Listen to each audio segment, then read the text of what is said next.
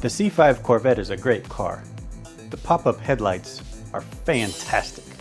However, the light output is not up to today's standards.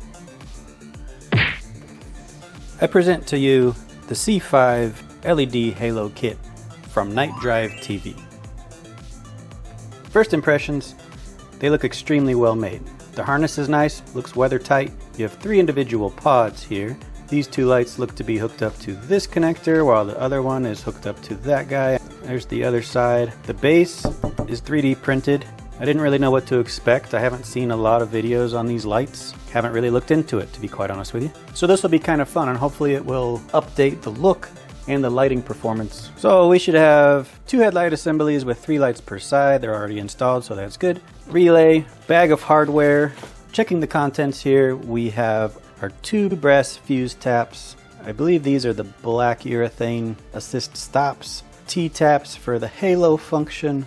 6 M6 bolts, so that should be those guys. I have 4 that are a little bit shorter than the others, not quite sure what that's about. 6 M6 nuts, 2 M6 flange nuts, and 2 black oxide stop bolts. I did order the resistor at an additional cost. I'm not quite sure if I need it or not, but I wanted to just make sure that I had everything when it came to installation.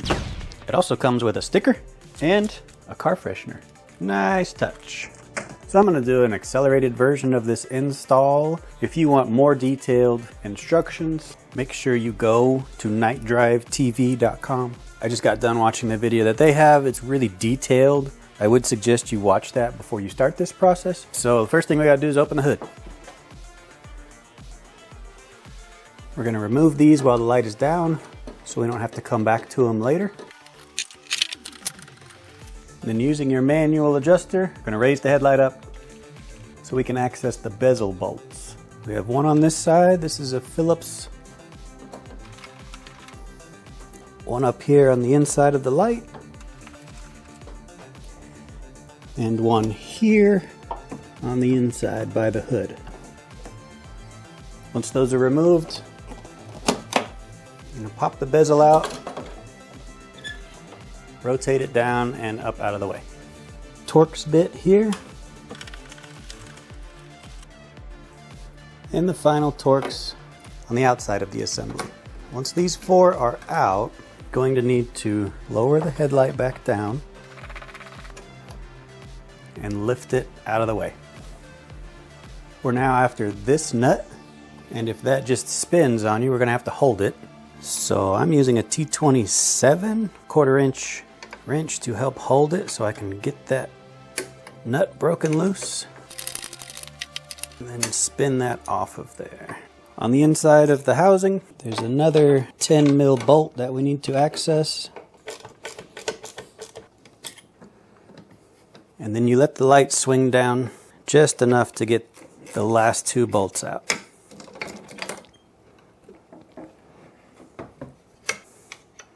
Now we disconnect the headlight, making sure we note which wire goes where. I have green on the inside. At this point, you'll absolutely want to make sure you go watch the KnightDriveTv video so you can see what they're talking about. I have the old style headlight, so I have 1 bolt right here, 1 bolt on the bottom, and then a nut on the back side. I'm going to go ahead and take off the nut and the bottom bolt. So there's the nut and the bottom bolt. Now we build the stops. So the 2 bolts that I took out were diagonal like that. There was one up at the top, one at the bottom. And you want to find the right stop bracket that has the pad on it horizontal. If I were to do this one, you see how it's more vertical. So we're going to use this guy. Now the new stops use this Allen style bolt on it. What I'm going to do is put the flange on the bolt facing down. So the big part of the flange is pushing on the bracket, and the lower nut will just secure it all together. So using the same bolts that we just removed, we're going to install this in its place. Going to remove the armature nut.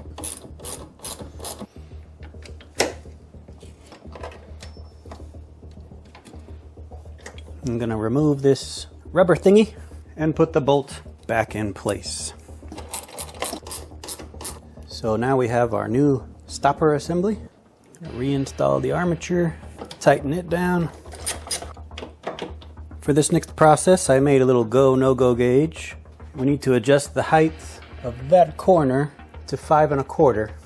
Using the manual adjuster, I'm gonna line it up. It's with this frame rail right here. So that's a little low. That's just about perfect. So what we need to do now is raise up that bolt until it contacts the little tab on the armature. And now I'll lower the arm, raise it back up till you feel a little bit of resistance on there. Take my measurement again. We see it is up about 1/4. So I've got to fine tune this thing. This is the process. Just go slow and fine tune it.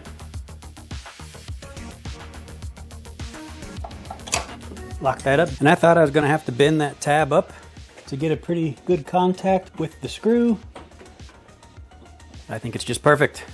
One more check and yep, we are good. So we'll do a quick cycle of the lights.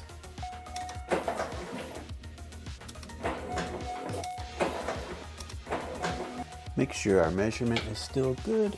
That looks perfect. So we come around into the headlight bucket, remove the marker light, and then we need to access that wire. It looks like a brown wire. The kit comes with these T-taps to make this process a lot easier. I'm not a big fan of these things. Anytime you chop into a wire to tap into it, I don't think that's a good idea. So I'm going to actually be soldering a Y connection out of it. I understand it might not be the best weatherproofing option, but neither is this, to be quite honest with you. And it'll just ensure that we'll have some longevity out of this connection. We don't have to worry about vibrations causing an open or high resistance, something like that. So I have the parking lights on. I'm going to use a test light just to make sure that that's the right wire that we need. So it is indeed that brown wire that we are after.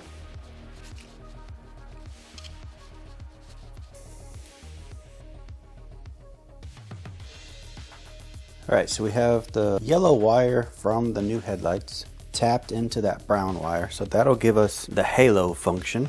Now the grouping of 2 is your low beam. So I'm going to start with the clip, and then the one with the single wire is your high beam. So this is kind of a weird part of the installation where they're just like, we don't know what direction these go in. It's a little bit strange to me, but hey, whatever. So I'm just going to put them in with the clips locking into normal position. Set the lights down into the car somewhere so that they won't get smashed when the headlights go up and down. Everything looks good, so let's see what happens here. Alright, so what we're looking for is evenness. This halo is a little bit brighter than the rest of them. It'd be beneficial if I got the right headlamp assembly. Hang on. Okay, now with the correct headlights installed, parking lights on, and those 3 halos look pretty consistent. That's awesome. Okay, let's turn on the low beams.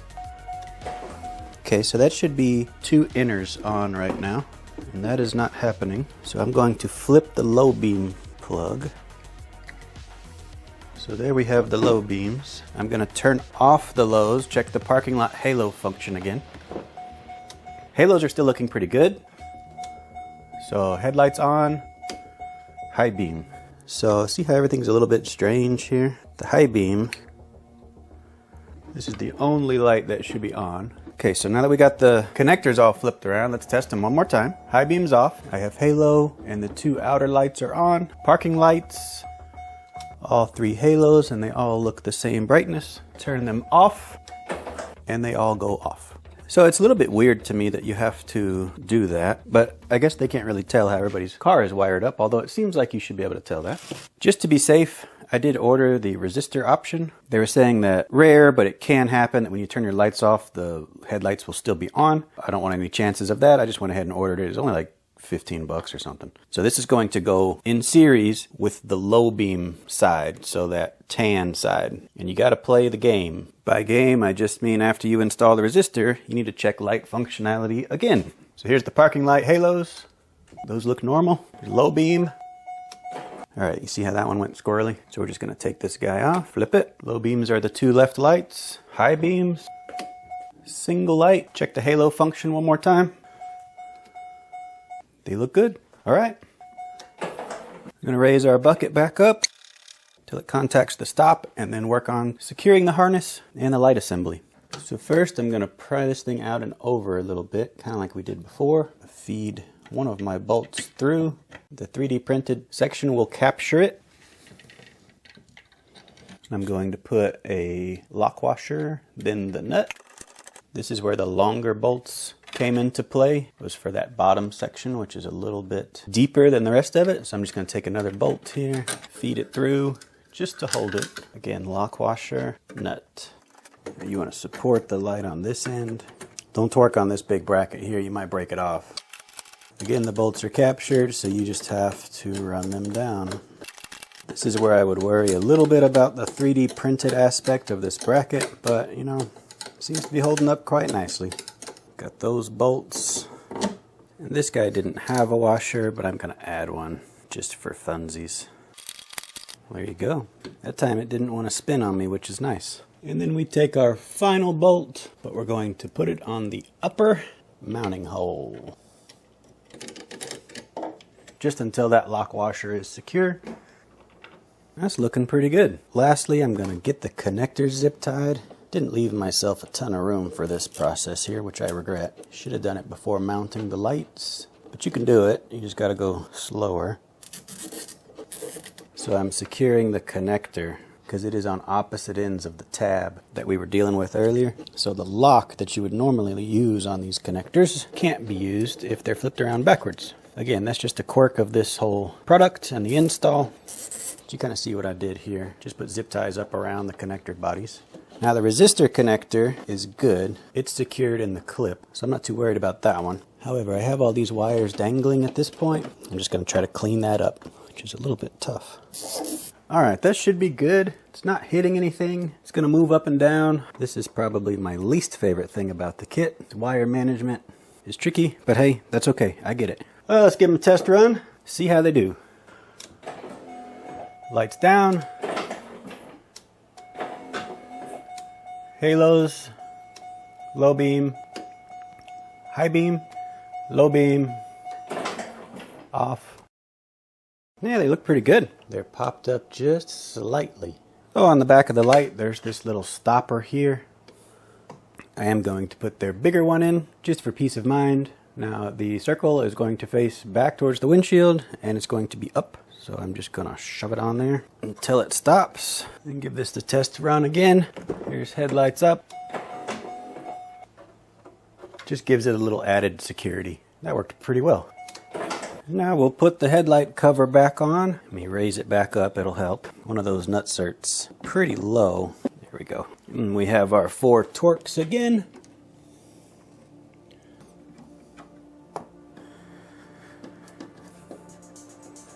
Alright, headlight cover's on. Let's lower it back down, see what it's going to look like.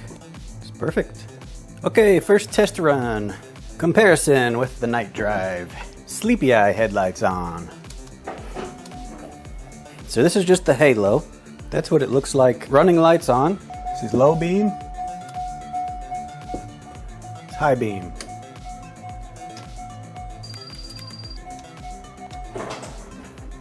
Alright, I'm pretty happy with how that turned out. The Sleepy Eye look does make the front end much more aggressive compared to that big thing over there. One downside I will say with this, and I know they're working on it, but you do not get any sort of protection from wind, water, road debris. Anything can just go up and down into your bumper here. That does mean getting on the wiring harness and all that we just played with. Not a terrible thing, but that gap compared to that gap, I know water's going to get in there anyway. It comes up through the top part as well. But something to help close that out would be greatly appreciated. They do make a bezel for it, so maybe I'll think about that for the future. Okay, so things to point out. Right now we only have these 2 for the low beams and that single for the high beam.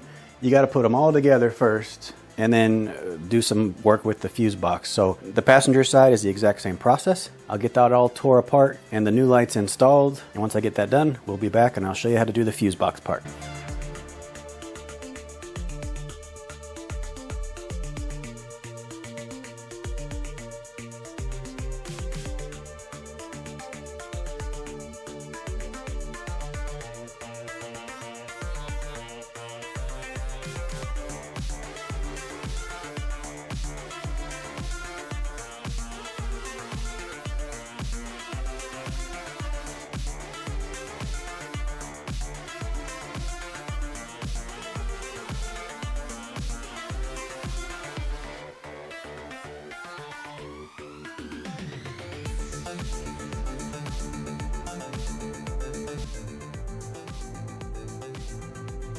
functional test of the headlights seemed to work. So now we're going to wire up the relay included with the kit. This does appear to be a weather sealed relay, which is nice. And then we also need to use these little guys on the fuses, but I will show you how to do that. Don't lose those things. Fuse panel right here. First thing we got to do, disconnect the negative cable on the battery. If we unscrew this, pull it up and out of the way. So there's two main parts to this. There is a nut back up under here on this stud. A little bit hard to see. So we're going to get that nut off of there. That is a 10. And we're gonna scuff the back of this nut up real good.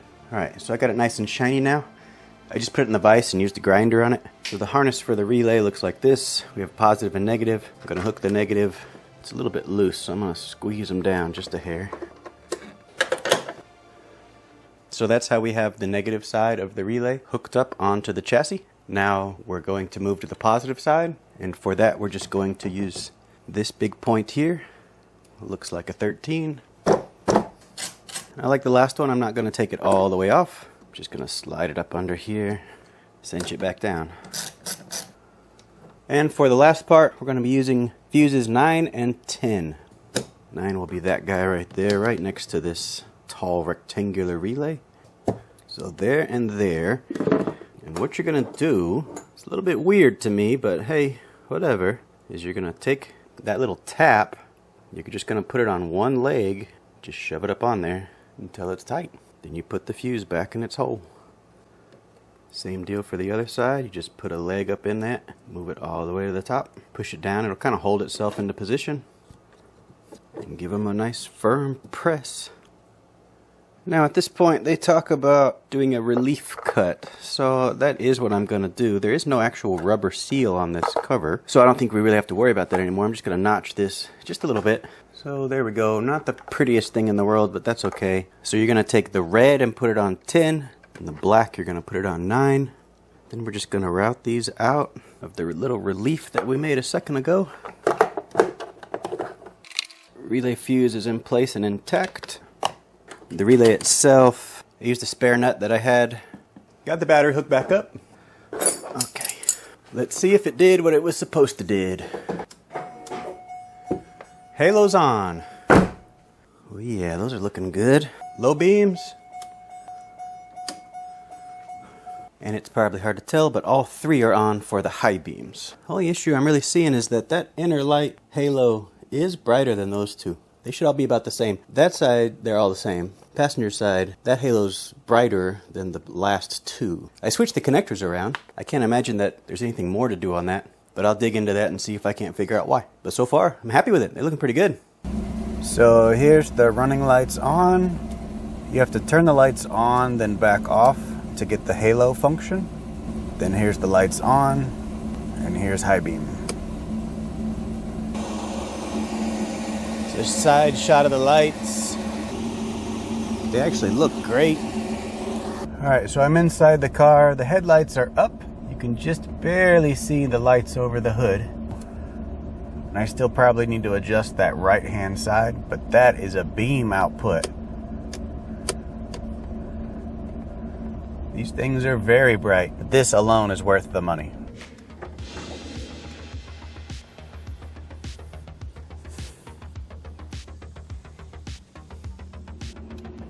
So I've been driving with these headlights for a week now, and they are a game changer. In my opinion, there's two types of C5 Corvettes out there. The before Night Drive LED headlight kit and after. It's like a totally new car. I used to drive around feeling like I can't see anything, but with these lights, I can see everything.